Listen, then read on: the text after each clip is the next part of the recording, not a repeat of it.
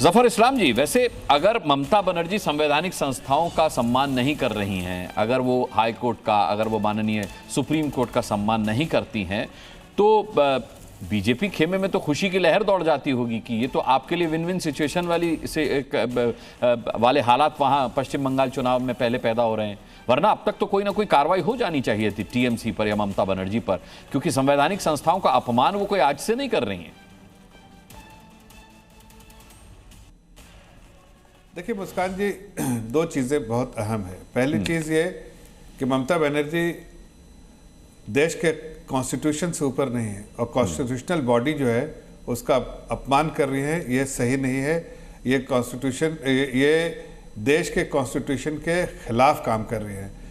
जो भी इंस्टीट्यूशंस है उसका मान सम्मान करना ये उनका अधिकार है और उनका फ़र्ज़ है।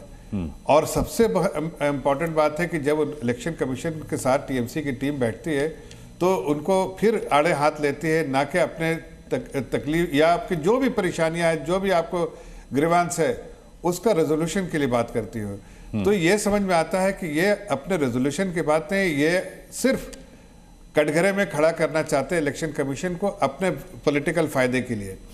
आज देखिए हमारी टीम भी मिली, बीजेपी की टीम भी मिली, हमने उनसे बज़ाब्ते जो हमें लगता है कि इस इलेक्शन को बेहतर तरीके से, चाहे बीजेपी की टीम का मिलना कोई बहुत बड़ी खबर नहीं है जफर भाई। बीजेपी की टीम हो या फिर इलेक्शन कमीशन को बीजेपी की टीम कहा जाए, ये तो विवाद पुराना है। मैं तो आपसे ये पूछ रहा हूं कि ममता बनर्जी और उनकी पार्टी अगर कुछ ऐसा करती है जो असंवैधानिक है, तो फिर हम तमाशा क्यों देखते रहते हैं? भाई सरकार आपकी है और तमाम राज्यों में है, तो उन्हें ऐसा करने क्यों दिया जाता है?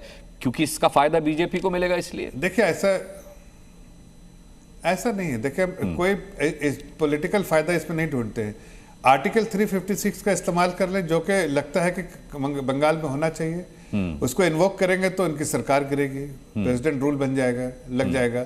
लेकिन फिर उसके बाद ये फिर उठाएंगे बात कि हमारे साथ अन्याय हुआ है। अब जनता के दरबार में जा रहे हैं, जनता के अदालत में जा रहे हैं, जनता ही इनको जवाब देती है, इसलिए कि जनता वहां से चेंज चाहती है और जनता चाहती है कि बदलाव होना चाहिए वहां वेस्ट बंगाल में, और वहां एक परिवर्तन के लिए ऑलरेडी वहां पर एक स्लोगन शुरू हो गया, परिवर्तन होना चाहिए और परिवर्तन आना चाहिए।